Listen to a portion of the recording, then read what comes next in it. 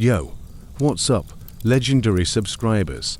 Welcome back to the channel, where we charge through history's greatest epics with tales that hit like a Mongol horde. If you're new, smash that like button. If you crave stories of conquerors and empires, hit subscribe to join the ride, and drop a comment. Where are you tuning in from today? The steppes of Mongolia, the walls of Beijing, or plotting your own conquest from the couch? Your stories fuel the fire, let's hear 'em.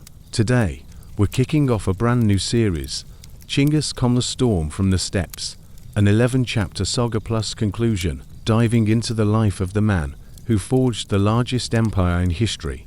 From orphaned boy to universal ruler, we'll storm through his rise, battles, and legacy. Grab your bow, and let's ride. Picture the endless steppes of Mongolia, a sea of grass under a vast blue sky, where the wind howls like a wolf, and the horizon stretches forever. In this harsh cradle of nomads, born around 1160 to CE, a boy named Temujin entered the world small, fierce, destined to become Chinggis Khan, the universal ruler who built an empire from the Pacific to the Caspian, larger than Alexander's or Rome's. His saga isn't just conquest, it's a whirlwind of survival, betrayal, and genius that reshaped Eurasia, killing millions yet spreading trade, laws, and unity. Over 11 chapters plus a conclusion, we'll ride with him from orphaned outcast to Khan of Khans, drawing from the secret history of the Mongols and Persian chronicles, uncovering the man behind the myth. Temujin's life was forged in fire. Son of Yassa, a minor chief of the Borjigin clan, and Holan, a kidnapped bride from the Old Canud. He was born into the Borjigin tribe amid the Mongol Confederation, a patchwork of nomadic clans herding sheep, horses, and grudges across the Khentii Mountains. At 9, tragedy struck. Yasuge was poisoned by rivals, leaving Holan to raise Temujin and his siblings in poverty, scavenging roots and berries, while wolves prowl their yurts. The Taishiad, once allies, stole Temujin as a slave, collaring him like a dog, but he escaped, his spirit unbroken. I will be Khan, he vowed, eyes on the eternal blue sky, Tengri's domain. By 20, Temujin was a warrior, his bow true, his horse swift. He allied with Jamuka, his blood brother from childhood, an Onkon of the Karaites, a Christian warlord who saw promise in the young raider. Together, they crushed the Tatars' blood enemies of the Mongols for the Jin dynasty, earning gold and horses. But ambition brewed. At the 1206 Kurultai by the Onon River, under a sky heavy with omens, the clans proclaimed him Chinggis Khan, oceanic ruler, uniting the Mongols into a nation of 95 tribes, 100,000 warriors strong. From now, we are one, he decreed, his Yassa code blending merit and terror, promoting the brave, executing the disloyal. Chinggis's conquests were a storm. In 1209, he smashed the Shizia Tanguts, their cities burning. By 1215, Zhongdu Beijing fell to his catapults, the Jin emperor fleeing in shame. Westward, the Khwarezm-Shah's insult killing Mongol envoys unleashed hell. Samarkand sacked in 1220, its 100,000 skulls piled as pyramids. His hordes, 200,000 horse archers, used composite bows, feigned retreats, and terror to shatter empires. Yet he was no brute merchants, thrived on his Silk Road, religions tolerated, women like his mother Holan advising the court. Conquer, but rule wisely, he said, his shamans reading the stars for Tengri's will. His death in 1227, at 65, came mid-campaign against Shizia. From a fall or fever, legends say a hidden arrow, buried in secret on Burkham Colden. His empire 24 million square kilometers passed to sons Ogedei, Joki, Shugotai, and Tolui, who expanded it to Europe's gates. Chinggis's legacy. A world remade genetic traces in 16 million men, the Pax Mongolica birthing the Renaissance. But his shadow lingers, 40 million dead, cities razed. Was he monster or maker? In this series, we'll storm through his life. Orphaned boy, betrayed a lie, Khan of Khans, eternal blue skies chosen. What's your take on Chinggis genius or terror? Drop it in the comments, and let's ride to chapter 1. where a boy's cry echoes across the steppes. The Khentii Mountains rose like jagged teeth against a vast steppe sky, their peaks guarding the Onon River's cradle in 1160 to CE. Here, amid endless grass seas, where winds howled like wolves and eagles soared on thermals, Temujin entered the world son of Yasuge, a Borjigin chief known for his iron will, and Holen, a fierce old-canoed woman kidnapped from her tribe. The secret history of the Mongols paints his birth vivid, as Holen labored in a yurt of felt and sinew, a blood clot gripped in Temujin's fist, an omen of the conqueror he'd become. He'll grasp the world, the shamans chanted, but fate's hand was crueler than any prophecy. Temujin's early years were a nomad's dream and nightmare. The Borjigin clan, one of 95 Mongol tribes, roamed the Khenties valleys, herding sheep, horses, and grudges. Yasuge, a minor Khan allied with Khan of the Karaites, taught his son the bow composite wooden horn, deadly at 300 paces, and the horse, mane whipping as Temujin galloped across grass oceans. At 5, he shot his first marmot, its pelt a trophy. By 7, he rode with the men, learning the Yassa's seeds, merit over birth, loyalty or death. Holen, his mother, ruled the yurt with steel-baking kumis from mare's milk, weaving felt from wool, her stories of old canoed raids fueling his fire. The steppe takes the weak, she said, her eyes like flint. Tragedy struck at 9. Yasuge, riding to seal Temujin's betrothal to Bort, daughter of Day II, shared a feast with Tota rival's poison kumis, a coward's blade. He staggered home, dying in Holen's arms. His last words, Temujin will lead. The Borjigin clan splintered. The Taishiad, once vassals, stole Temujin as a slave, collaring him like a dog, beating him for sport. You're nothing, they sneered, but his spirit burned. He escaped at night, fleeing to the Onon, surviving on roots and berries, wolves circling his fire. Holen, with sons Kasar, Balgatei, and Temulan, and daughters Temulin and Alton, scraped by an exile, the steppe's harshness their teacher, winter's bite, summer's drought, raids that left yurts in flames. Temujin, 13, became the man.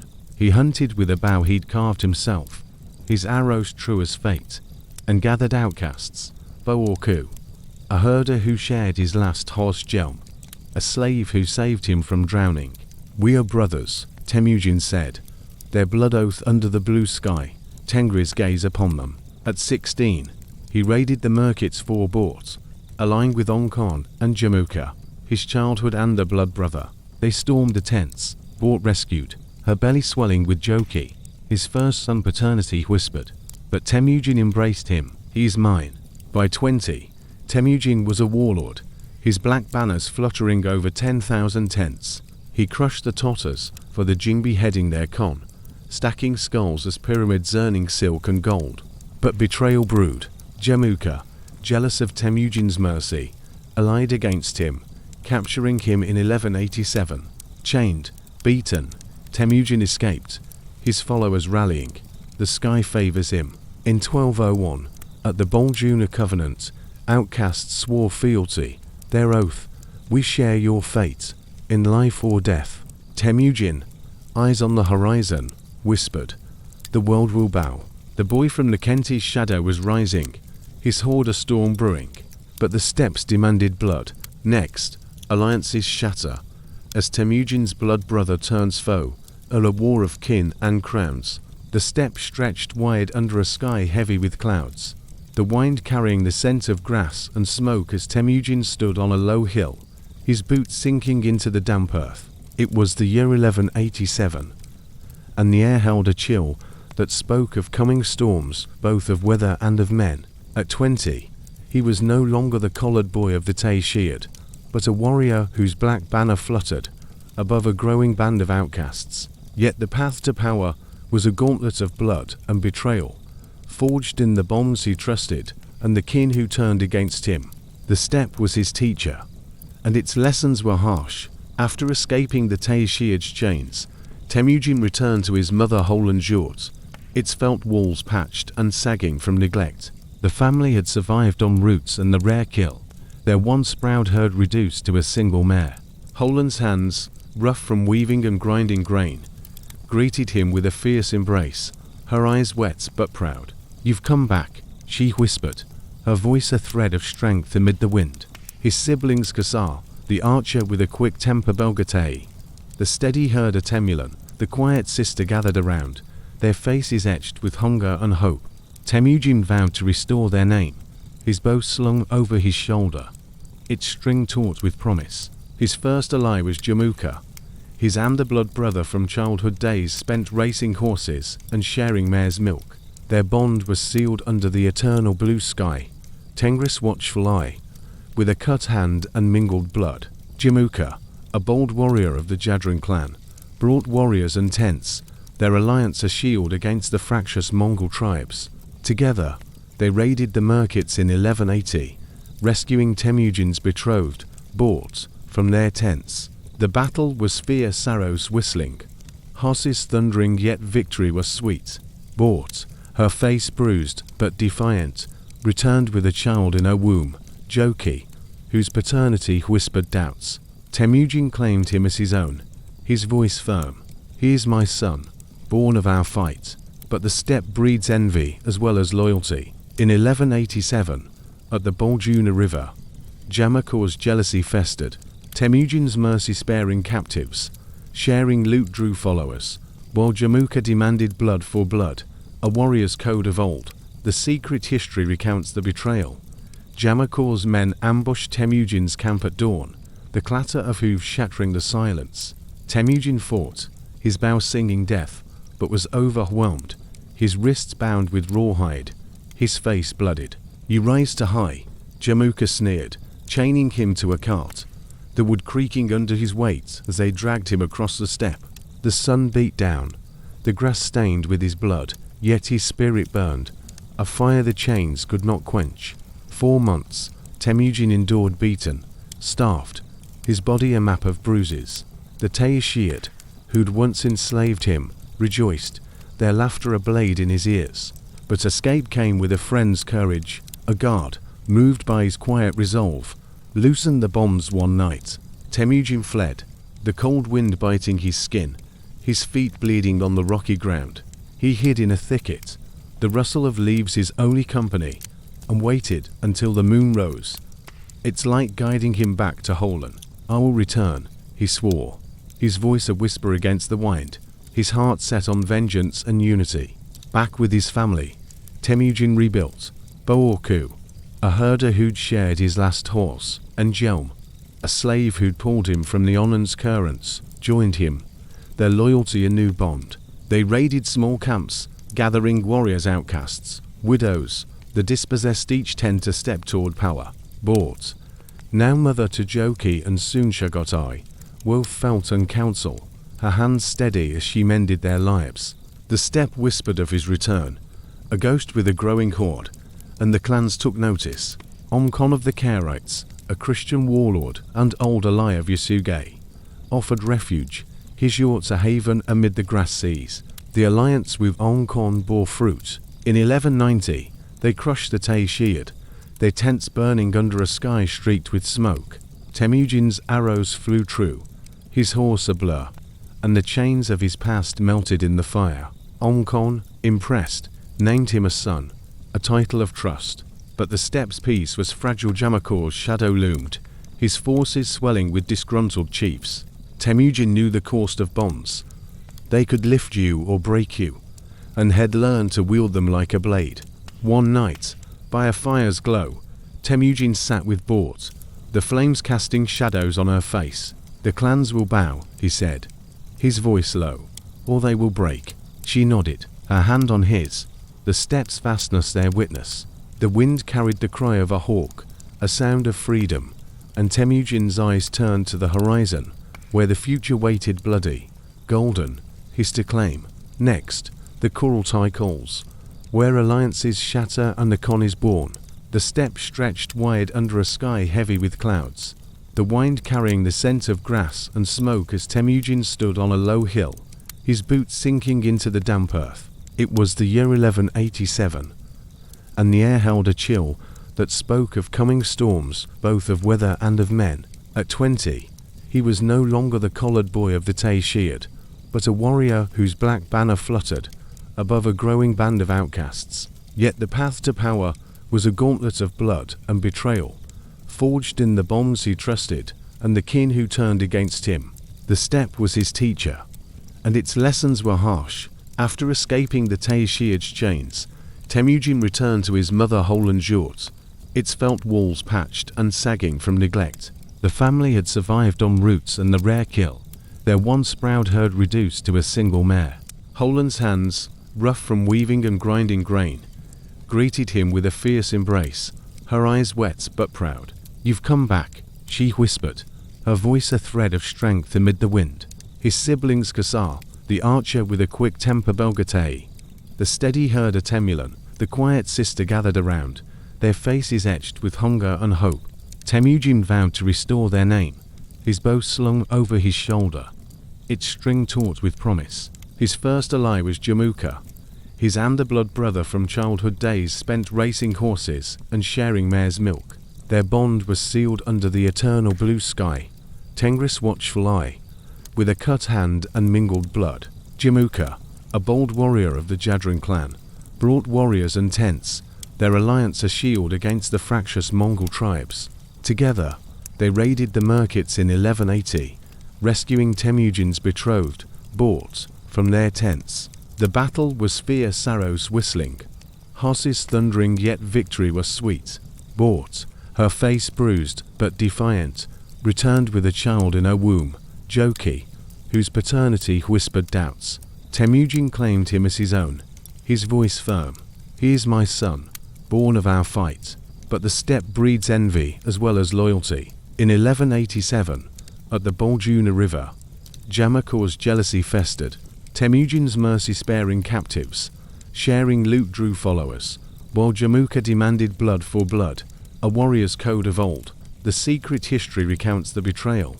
Jamakor's men ambushed Temujin's camp at dawn, the clatter of hooves shattering the silence.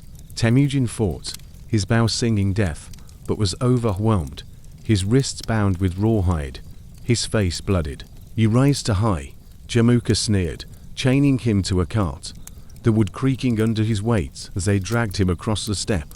The sun beat down, the grass stained with his blood, yet his spirit burned, a fire the chains could not quench. 4 months, Temujin endured beaten, starved, his body a map of bruises. The Tay-Shiad, who'd once enslaved him, rejoiced, their laughter a blade in his ears. But escape came with a friend's courage. A guard, moved by his quiet resolve, loosened the bombs one night. Temujin fled, the cold wind biting his skin, his feet bleeding on the rocky ground. He hid in a thicket, the rustle of leaves his only company, and waited until the moon rose, its light guiding him back to Holland. "I will return," he swore, his voice a whisper against the wind, his heart set on vengeance and unity. Back with his family, Temujin rebuilt. Boorku, a herder who'd shared his last horse, and Jelm, a slave who'd pulled him from the Onan's currents, joined him, their loyalty a new bond. They raided small camps, gathering warriors, outcasts, widows, the dispossessed, each tend to step toward power. Bought, now mother to Joki and soon Shagotai, Wolf felt and counsel, her hands steady as she mended their lives. The steppe whispered of his return, a ghost with a growing horde, and the clans took notice. Omkon of the Karaites, a Christian warlord and old ally of Yasuge, offered refuge, his yurts a haven amid the grass seas. The alliance with Omkon bore fruit. In 1190, they crushed the Tay-Shiad, their tents burning under a sky streaked with smoke. Temujin's arrows flew true, his horse a blur, and the chains of his past melted in the fire. Omkon, impressed, named him a son, a title of trust. But the steppe's peace was fragile. Jamakor's shadow loomed, his forces swelling with disgruntled chiefs. Temujin knew the cost of bombs. They could lift you or break you, and had learned to wield them like a blade. One night, by a fire's glow, Temujin sat with Bort, the flames casting shadows on her face. "The clans will bow," he said, his voice low, "or they will break." She nodded, her hand on his, the steppe's vastness their witness. The wind carried the cry of a hawk, a sound of freedom, and Temujin's eyes turned to the horizon, where the future waited bloody, golden, his to claim. Next, the Kurultai calls, where alliances shatter and the Khan is born. The Onan River flowed like a silver thread through the Khentii Mountains, its waters murmuring secrets of the steppe, under a sky vast and blue in 1206 CE. Temujin, now 44, stood on its banks, his black banners fluttering in the breeze, a symbol of the unity head forged from betrayal and blood. As we saw in the last chapter, his alliances with Khan had crumbled under jealousy, and battles like Chakamort had swelled his heart to 100,000 warriors. But the clans still squabbled, like wolves over scraps. The steppe demanded a leader, and the Kurultai Great Assembly would decide if Temujin was that man. This chapter gathers the tribes by the Onan, where omens and oaths crown him Chinggis Khan, the universal ruler, and the Mongol Empire takes its first breath. The call went out like a hawk's cry across the grass seas. Shamans read the stars, their bones cast in fires, and the clans Borjigin, Karites, Naaman, Merkits gathered at the river's bend, 95 tribes in a sea of yurts and horses. The air hummed with tension, tents pitched in circles, felt walls patched from raids, the scent of kumis and smoke mingling. Temujin, his face weathered by sun and war, rode in with Bort and his sons Joki, Shagotai, Ogedei, Talui, their eyes sharp as arrows. Holan, his mother, walked beside, her step steady despite age, her voice a quiet force. The sky chooses you, my son. The Kurultai opened under a sky heavy with clouds. The rivers flow a constant murmur.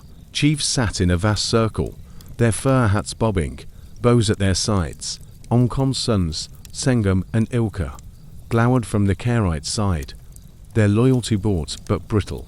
Jamuka, the underturned foe, lurked in exile, his white banners a ghost on the horizon. Temujin spoke first, his voice steady as the Onan. The clans fight like dogs, while the Jin and Tanguts laugh. Unite under one sky, or perish divided. His words rippled, some nodding, others murmuring doubt. The secret history recounts the debate. Naaman envoys mocked him as a raider, but Boorko and Jelm, his blood brothers, rose, their oaths like thunder. Temujin spared us, he will spare the world. Omens sealed it. A white falcon circled the assembly, Tengris sign, and a mare birthed a white colt, a symbol of purity. Holan spoke, her voice cutting the wind. He rose from chains, he will lift us all. The tribes voted, hands raised in the circle, voices rising in a chant. Chinggis Khan, they roared, oceanic ruler. Temujin knelt, his black banner planted in the earth, the Onan flowing like his destiny. At 44, he was Khan of Khans. His Yassa proclaimed, merit for all, death for traitors, unity under the blue sky. The coronation was a storm of oaths. Warriors cut palms, mingling blood in kumis bowls, their vows echoing, we follow you to the end of the world. Bort, her face lined but proud, stood beside, her sons at his feet. The first decrees flew shamans as advisors, women like Holan in council, trade with the Jin for iron and silk. The hold swelled, 100,000 strong, their horses a sea of manes, but shadows lingered. Khan's envy festered, his sons plotting in tents. That night, by a fire's glow, Temujin sat with his family, the Onan murmuring nearby. The empire begins, he said, his voice low, eyes on the stars. Bort nodded, her hand on his. The steppe was quiet, but the wind whispered of wars to come. The Shizia in the west, the Jin in the south. Chinggis Khan's reign dawned, a blue sky unbroken, but the thunder rolled. Next, thunder strikes the west, as Chinggis crushed the Shizia Tanguts in a blaze of conquest. The steppe trembled under a sky bruised with the promise of war. The year 1209, CE casting a long shadow across the Mongol plains. Chinggis Khan, now 47, stood atop a hillock, his black banner rippling like a raven's wing in the wind, his eyes fixed on the western horizon, where the Shizia Tangit kingdom gleamed like a distant jewel. The Kurultai of 1206 had crowned him Khan, uniting 100,000 warriors under the eternal blue sky. as we saw last chapter, but the steppe's hunger for conquest grew, and the Tanguts' arrogant vassals of the Jin had insulted his envoys, their silk-clad disdain a challenge he could not ignore. This chapter storms west, where Chinggis unleashes his horde, shattering Shizia in a blaze of strategy and fire, marking his first great conquest. The Shizia realm stretched along the Yellow River, a land of oases and walled cities Zhongxing, Suzhou, Ganzhou guarded by Tangut horsemen and stone fortresses. Their king, Liangquan, ruled with a smug hand, his court draped in brocade, believing the Mongols a mere rabble. In 1207, Chinggis sent emissaries, their heads held high, demanding tribute, horses, gold, submission. The Tanguts laughed, beheading one envoy, sending the others back with ears cropped, a bloody insult under Tenghis' gaze. Chinggis' face hardened, his voice a low growl to his Noyans. They will learn the price of pride. The horde assembled tumans of 10,000, their horses pouring the earth, composite bows strung tight, the air thick with the scent of leather and resolve. The campaign began in spring, the steppe grass greening under hoofs. Chinggis led 50,000 warriors, their black banners a storm on the move, guided by Subutai and Jeeb, scouts with eyes like hawks. The Tanguts met them near Wu Wei, their cavalry charging with lances, the clash a thunder of steel and flesh. But Chinggis' strategy was a dance-feigned retreats, lured the enemy into ambushes, arrows raining from hidden ridges, the twang of bowstrings a deadly song. The secret history of the Mongols recounts the slaughter. 10,000 Tanguts' heads rolled, their blood soaking the grass, their horses scattered like leaves in the wind. The city of Wu Wei fell, its gates breached by catapults hurling stones, the walls crumbling with a groan that echoed across the plain. Chinggis pressed on, his horde a relentless tide. Suzhou burned, its markets turned to ash, the air thick with smoke and the cries of the fallen. The Tanguts fortified Zhongxing, their capital, its moat a silver ring under the sun. Chinggis encircled it, his engineers damming the river, the water rising to flood the fields, starving the defenders. 4 months, the siege dragged, the steppe whined carrying the stench of decay. Liangquan sent pleas to the Jin, but their aid was slow, their emperor distracted by court intrigue. In 1210, the Tangut king knelt, his crown cast aside, offering tribute silk, jade, 10,000 horses, his voice trembling. "We are your vassals." Victory was bittersweet. Chinggis spared the city, integrating Tangut warriors into his ranks, their skills in siegecraft a prize, but he razed villages that resisted, their yurts and fields a smouldering lesson. Bought, back in the Mongol heartland, Wolf felt and counsel, her voice in his ear, rule with wisdom, not just wrath.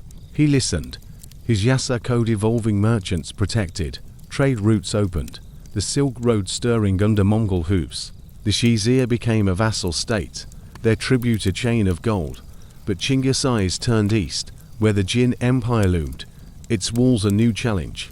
That night, by a fire's glow near the conquered plains, Chinggis sat with his sons Joki, Shugotai, Ogedei, Tolui, their faces lit by flames. The wind carried the scent of burnt grass, the steppe silent save for the crackle of wood. "The west bends," he said, his voice low, "but the east will break." The stars above reflected in his eyes, a map of conquests to come. The horde rested, their horses grazing, the black banners standing tall, a promise etched in the night. The thunder rolled on, the steppe echoing with a Khan's name. Next, flames rise as Chinggis turns to the Jin, besieging Zhongdu in a siege of fire and steel.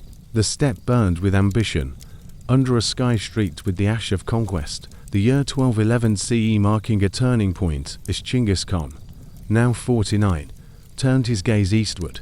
The Shizia had fallen, their tribute a chain of silk and gold, as we saw in the last chapter. But the Jin Empire, a sprawling dynasty of walled cities and ironclad arrogance, loomed beyond the steppe's edge, their emperor mocking Mongol envoys with haughty silence.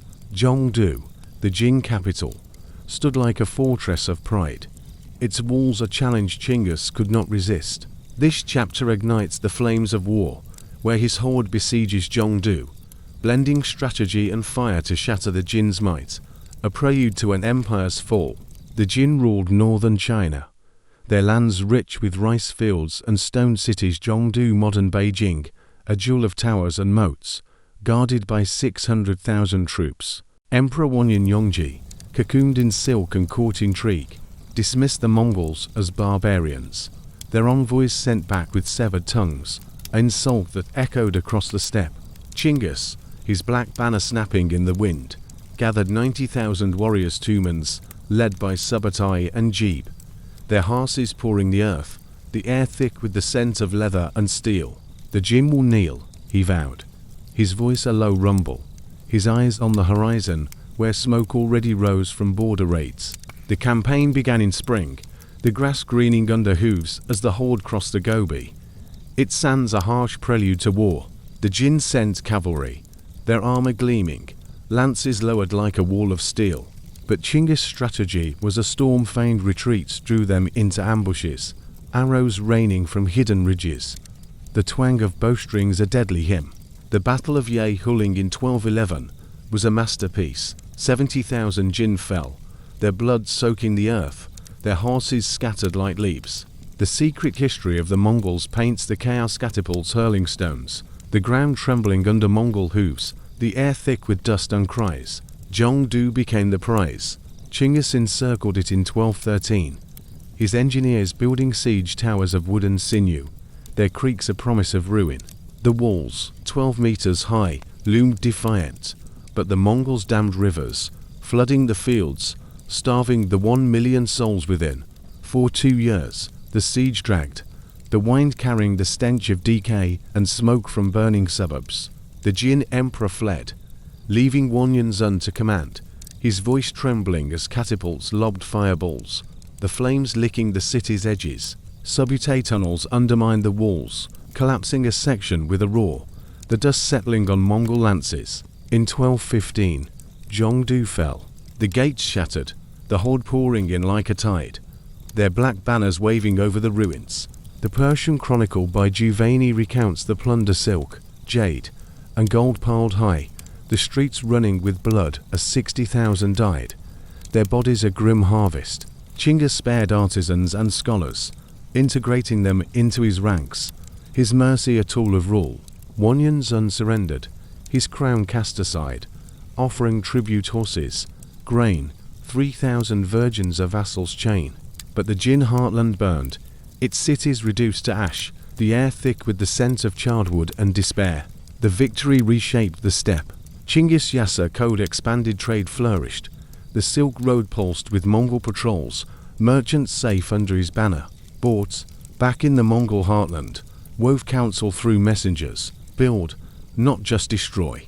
He listened, his sons Joki, Shugotai, Ogedei, Talui trained in siegecraft, their eyes on future wars. The Jin emperor's flight left northern China, a patchwork of Mongol control, a stepping stone to greater conquests. That night, by a fire's glow amid the ruins, Chinggis sat with his noyans, the wind carrying the scent of ash and victory.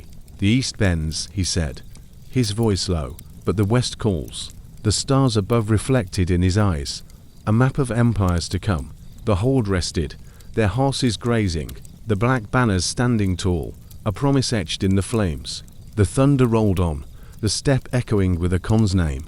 Next, the storm sweeps west, as Chinggis crushed the Khwarezmian Empire in a blaze of vengeance. The steppe whispered, with the promise of vengeance under a sky darkened by gathering clouds. The year 1219 CE marking a new horizon for Chinggis Khan, now 57.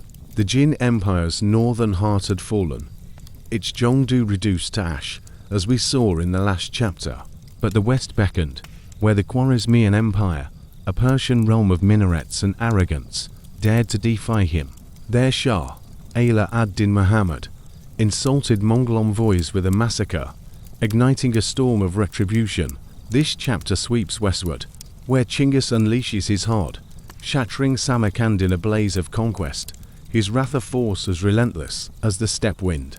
The Khwarezmian Empire stretched from the Caspian to the Indus, a land of oases and bustling cities. Samarkand, Bukhara, Urgench guarded by 400,000 troops and walled with pride. Shah Muhammad, a ruler draped in turquoise robes, ruled with a tyrant's hand, his court a maze of silk and scheming.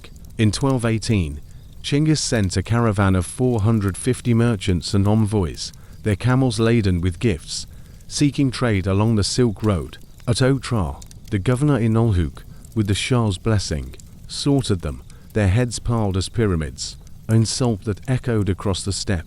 Chinggis' face darkened, his voice a growl to his noyans. Blood demands blood. The horde assembled 200,000 warriors, their horses a sea of manes, the air thick with the scent of leather and fury. The campaign erupted in 1219, the steppe grass crunching under hooves as the Mongols crossed the sea at Darya. The Shah sent armies, their banners fluttering with crescents, lances lowered like a steel wall.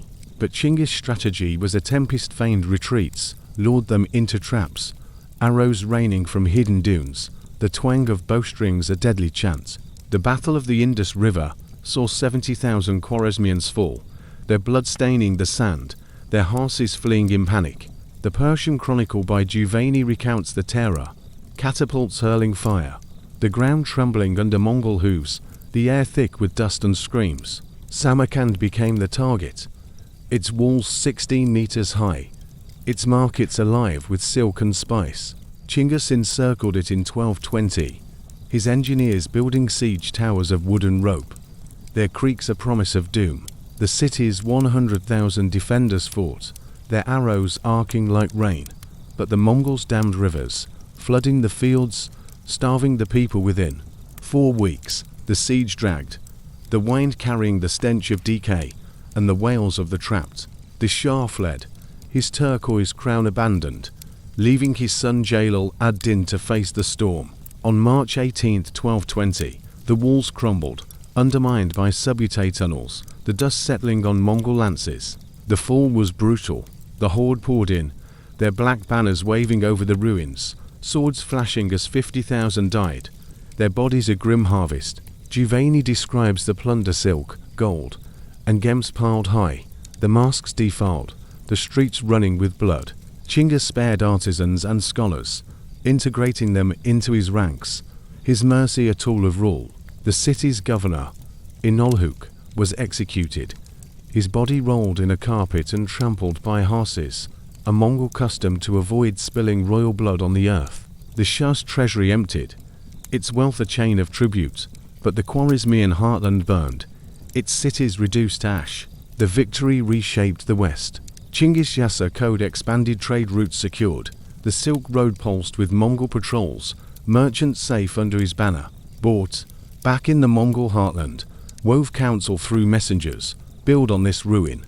He listened, his sons Joki, Shugotai, Ogedei, Tului trained in siegecraft, their eyes on future wars. The Shah, fleeing across the Caspian, died of pneumonia, his empire fracturing under Mongol hooves, a stepping stone to greater conquests. That night, by a fire's glow amid the ruins, Chinggis sat with his noyans, the wind carrying the scent of ash and victory. The West bends, he said, his voice low, but the world awaits. The stars above reflected in his eyes, a map of empires to come. The horde rested, their horses grazing, the black banners standing tall, a promise etched in the flames. The thunder rolled on, the steppe echoing with a Khan's name. Next, the war machine roars, as Chinggis perfects the Mongol art of conquest. The steppe hummed with the rhythm of hooves under a sky vast and unyielding. The year 1221 CE, in the zenith of Chinggis Khan's power, now 59. The Khwarezmian Empire had crumbled, its Samarkand reduced to ash, as we saw in the last chapter, its wealth and terror fueling his legend. But conquest was no mere rage, it was a craft, honed across the plains, where horses and men moved as one. This chapter unveils the Mongol war machine, a force of steppe ingenuity that turned nomads into an unstoppable tide, its secrets etched in the dust of 1,000 battles. A testament to Chinggis' genius under the eternal blue sky. The Mongol horde was born of the steppe, a land where survival demanded speed and skill. At its heart were the horses, small, sturdy ponies, bred for endurance, their manes whipping in the wind as they carried warriors across 100 kilometers a day. Each Mongol, from boy to Khan, owned 5 mounts, rotating them to outpace foes. Their hooves a thunder that shook the earth. Chinggis, astride his favorite grey mare, led to 100,000 horsemen, their composite bows laminated wood, horn, and sinew-firing arrows 300 meters with deadly precision. The secret history of the Mongols marvels at their mobility. No carts, no supply lines, just herds of sheep and horses, their milk and meat sustaining the hog like a living larder. The war machine was a symphony of strategy. Chinggis divided his Tumans 10,000 warriors each into units of 1,000, 100, and 10, led by Noyans like Subutai and Jeeb, their commands swift as the wind. The feigned retreat, a tactic of the steppe, lured enemies into traps, their lines breaking as Mongol archers wheeled back, arrows raining like hail. At the Battle of Parwan in 1221, 30,000 Khwarezmians charged, only to be encircled, their blood soaking the ground as 20,000 fell. The air thrummed with the twang of bowstrings, the clash of steel, the earth trembling under hooves, a dance of death choreographed by Chinggis' mind. Sieges were their art. Engineers, captured from Shizia and Jin, built catapults and trebuchets. They would creaking as stones arced over walls. At Nishapa, the horde breached gates with ladders of rope and sinew, the city burning as 70,000 died, its streets a pyre of silk and screams. But mercy was a tool artisan spared, their skills woven into the empire, their hammers ringing in Mongol camps. The Yassa code enforced discipline, deserters executed, loot shared equally, the horde a machine of loyalty and terror. Scouts rode 200 kilometers ahead, their eyes sharp as eagles, reporting rivers, forts, and foes, their messages carried by horse relays faster than any army's march. The steppe shaped their strength. Winters, with their biting winds, trained warriors to endure, their deerskin robes a shield against frost. Summers, with their scorching sun, taught them to move at dawn and dusk, avoiding the heat that felled lesser men. Chinggis' innovations, decimal ranks, signal flags, even a pony express turned nomads into a precision force, outflanking the armored knights of Khwarezm and the walled legions of Jin. The Persian Chronicle by Juvayni notes their terror. They came like a storm, leaving nothing but dust and bones. Beyond battle, the machine built an empire. The Silk Road thrived, its caravans guarded by Mongol patrols, their horses a constant presence. Bought, back in the heartland, wove counsel through messengers, trade his conquest too. Chinggis listened, his sons Joki, Shagotai, Ogedei, to Louis riding with Tumans, learning the art. The horde's mobility let them strike and vanish, their camps shifting like shadows, the steppe their endless ally. That night, by a fire's glow on a conquered plain, Chinggis sat with his Noyans, the wind carrying the scent of grass and victory. "The horse is our soul," he said, his voice low, patting his mare's flank, the stars above reflected in his eyes. A map of worlds to conquer. The horde rested, their mounts grazing, the black banners standing tall, a promise etched in the night. The thunder rolled on, the steppe echoing with a Khan's name. The steppe stretched silent under a sky deepening with twilight. The year 1225 CE casting long shadows across Chinggis Khan's vast dominion. Now 63. The Khwarezmian cities had fallen, their war machine honed to perfection, as we saw in the last chapter. But conquest was only the beginning. Ruling an empire from the Pacific to the Caspian demanded more than arrows and horses. This chapter delves into the shadows of empire, where Chinggis shaped the Mongol world with the Yassa code, reforms, and a vision that blended terror with unity, his legacy taking root under the eternal blue sky. The Mongol Empire sprawled across 24 million square kilometers, a patchwork of steppes, deserts, and cities. Samarkand's ruins, Jongdis ashes, Shijia's oasis, all bound by the Khan's will. Yet chaos threatened, tribes clashed over loot, merchants feared bandits, and conquered peoples whispered rebellion. Chinggis, his face lined with years of war, sat in a yurt of felt and gold, its walls warmed by a fire's glow, the scent of burning cedar filling the air. An empire is not land, He told his sons Joki, Shugotai, Ogide. To Louis his voice a low command, it is order. The Yassa code was his answer, a law carved in the steppe's harsh soil. The Yassa was no gentle decree, drawn from Mongol traditions and Chinggis wisdom. It blended mercy and ruthlessness. The secret history of the Mongols records its pillars: death for theft, adultery, or desertion equal loot shares for warriors' merit over birth. Lifting slaves like Jelm to Noyans, if brave. Adultery's penalty was grim boiling alive. The steam rising like a shaman's curse, yet it bound families tight. Religious tolerance stunned the world. Christians, Muslims, Buddhists prayed freely, their temples safe under Mongol patrols. A policy board urged, unity is strength. Chinggis agreed, his shamans reading Tengris will, their chants a bridge between faiths. Reforms reshaped the horde. Decimal rank stumans of 10,000, units of 1,000, 100, 10 ensured command flowed like a river. Noyans like Subotai enforcing discipline.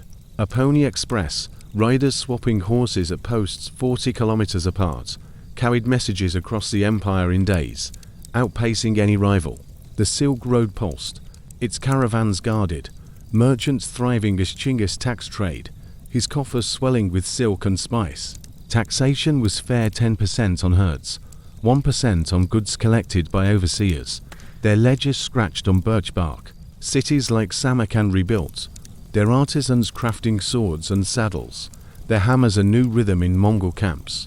Administration grew complex. Chinggis appointed Darugochi governors to oversee provinces, their authority backed by tumans.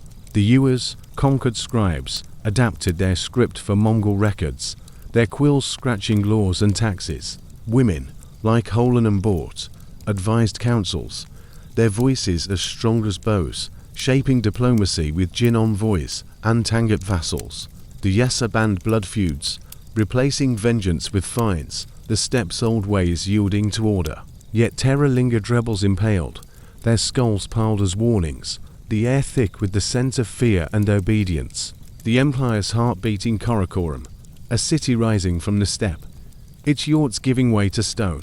Chinggis envisioned a capital, its walls guarded by tumans, its markets alive with trade. Bort, her hands weaving felt, sent word, build for peace, not just war. He listened, his sons trained in governance, their eyes on the future.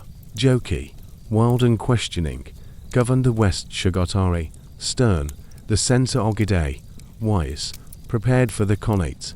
The Yassa's shadow stretched, uniting 100 million souls, from herders to kings, under one sky. That night, by a fire's glowing Karakoram, Chinggis sat with his family, the wine carrying the scent of grass and cedar.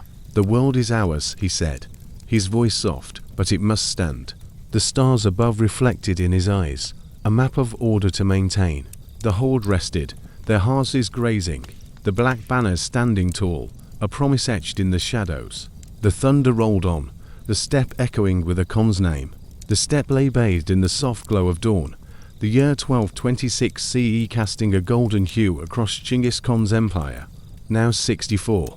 The Yassa code had woven order from chaos, as we saw in the last chapter, binding a realm from the Caspian to the Yellow Sea. Yet the East called, where the Shizia Tanguts dared to rebel, their defiance a thorn in his side. This chapter follows Chinggis into his final campaigns, a testament to his enduring will, where his legacy takes root in blood and conquest, the eternal blue sky watching his last stand. The Shizia had been a vassal since 1210, their tribute of silk and horses a chain of submission. But in 1225, their king, Li Xian, withheld payments, his court whispering of Jin support, their walls rebuilt with defiance. Chinggis, his face etched with years of war, summoned his tumans 80,000 warriors led by Subotai, and to Louis his black banner snapping in the wind. They will bow or burn, he declared, his voice a low growl, the steppe trembling under his resolve. The horde assembled, their horses pouring the earth, the air thick with the scent of leather and anticipation. A storm brewing on the horizon. The campaign began in winter, the Gobis frost crunching under hooves as the Mongols crossed into Shizia. The Tanguts met them near Lingzhou, their cavalry charging with lances, the clash a thunder of steel and flesh. But Chinggis' strategy was a blade-feigned retreats, lured them into ambushes, arrows raining from snow-dusted ridges. The twang of bowstrings a deadly lullaby. The secret history of the Mongols recounts the carnage. 30,000 Tanguts' heads rolled, their blood staining the ice, their horses fleeing in panic. Lingzhou fell, its gates breached by catapults, the walls crumbling with a groan that echoed across the plain. Chinggis pressed on, his horde a relentless tide. Suzhou and Ganzhou burned, their markets turned to ash, the air thick with smoke and the cries of the fallen. Zhongxing, the capital, became the prize, its moat frozen, its walls a defiant ring under the winter sky. 4 months, the siege dragged, the Mongols damming rivers, flooding the fields, starving the 200,000 souls within. The wind carried the stench of decay. The Tangut king's pleas ignored as catapults lobbed fireballs, the flames licking the city's edges. Subute tunnels undermined the walls, collapsing a section with a roar, the dust settling on Mongol lances. In 1227, Zhongxing fell. The horde poured in, their black banners waving over the ruins, swords flashing as 100,000 died, their bodies a grim harvest. The Persian Chronicle by Giovanni notes the plunder silk, jade, and gold piled high, the streets running with blood. Li Xian surrendered, his crown cast aside, offering tribute, but Chinggis' wrath was unyielding. The Tangut royal line was executed, their blood a final lesson, the city razed to ash. Yet mercy lingered, artisans spared, their skills woven into the empire, their hammers a new rhythm in Mongol camps. The victory came at a cost. During the siege, Chinggis fell ill, some say from a wound, others a fever, his strength waning as the winter deepened. He rode in a litter, his grey mare led by Terlui, his sons at his side. The secret history whispers of a fall from his horse, his body frail, but his mind sharp. Finish them, he commanded, his voice a fading echo. On August 18, 1227, at 65, he died, perhaps on the campaign's edge, perhaps in a secret camp on Birkenkolden. His body was buried in an unmarked grave, the escort killing all who saw, the steppe reclaiming its Khan. His legacy bloomed. The empire 24 million square kilometers passed to his sons, Ogideus Khan, Jokis Line to the west, Shugotai to the center, Terlui to the east. Bought, her hands still weaving, mourned, her counsel echoing. His spirit lives in the Yassa. The Silk Road thrived, the Pax Mongolica birthing trade and ideas, the Renaissance's seed sown in Mongol peace. But the East bore his mark, she's ear erased, its people scattered, his name a whisper of terror and awe. That night, by a fire's glow on the conquered plain, Terlui sat with his brothers, the wind carrying the scent of ash and snow. The Khan is gone, he said, his voice low, but his thunder remains. The stars above reflected in their eyes, a map of an empire to hold. The horde rested, their horses grazing, the black banners standing tall, a promise etched in the silence. The thunder faded, the steppe echoing with the Khan's legacy. The steppe lay still under a sky vast and solemn, the year 1227 CE marking the end of an era, as Chinggis Khan's breath faded into legend. Now 65, the Shizia had fallen, their Zhongxing a smouldering ruin. As we saw in the last chapter, his final campaign sealing his dominion. But the eternal blue sky, Tengris domain, called him home, leaving an empire of 24 million square kilometers in the hands of his sons. This chapter ascends to the heavens, where Chinggis' death shrouds the steppe in mystery, and his succession shapes a legacy that echoes through time. Chinggis' death came amid the Shizia campaign, a quiet end to a thunderous life. The secret history of the Mongols veils it in enigma. Some say a fall from his horse during the siege, his grey mare stumbling on icy ground, others whisper of fever, his body weakened by years of war, or an arrow's hidden wound festering in his flesh.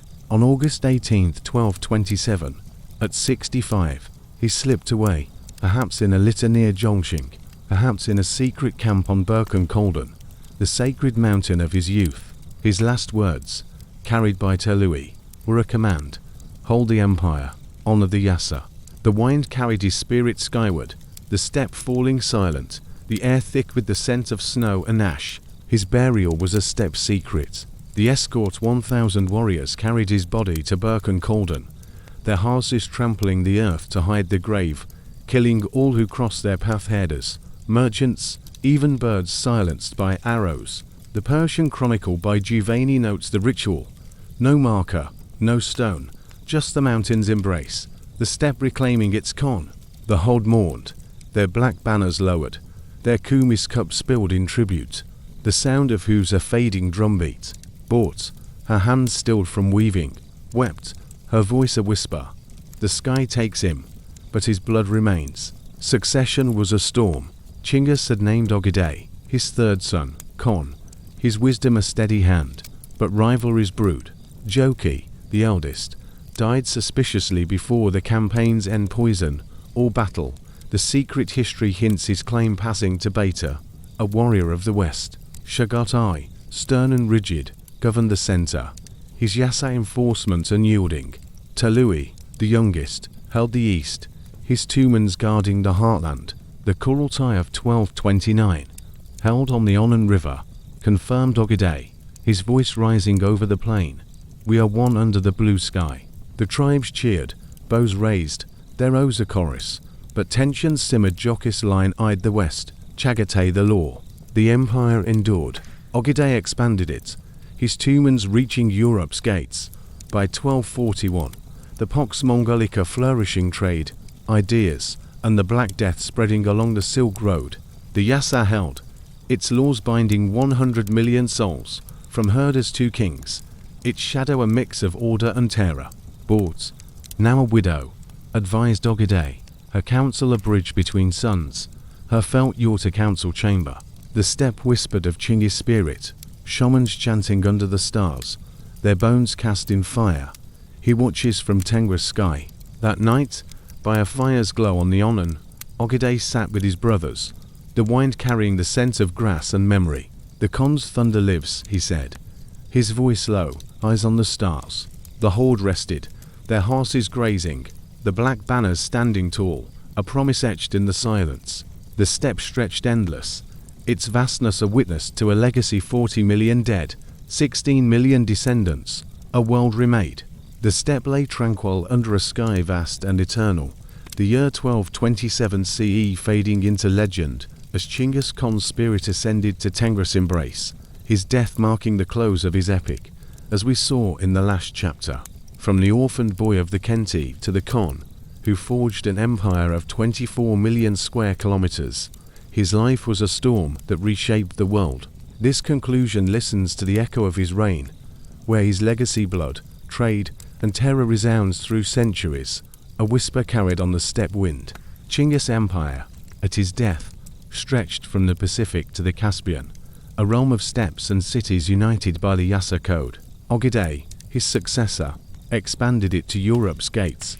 By 1241, his Tumans a shadow on the horizon, but the foundation was Chinggis. The Pax Mongolica bloomed, the Silk Road a lifeline of silk, spice, and ideas, merchants safe under Mongol patrols, their caravans a pulse of commerce. The Black Death, carried along those routes, touched Europe. It spread a grim thread in his legacy. The secret history of the Mongols and Giovanni's chronicles marvel at this order. 100 million souls, from herders to kings, bound by law and fear. His blood endures. Genetic studies trace 16 million men today to Chinggis, his seed sown across conquered lands, a living testament to his conquests.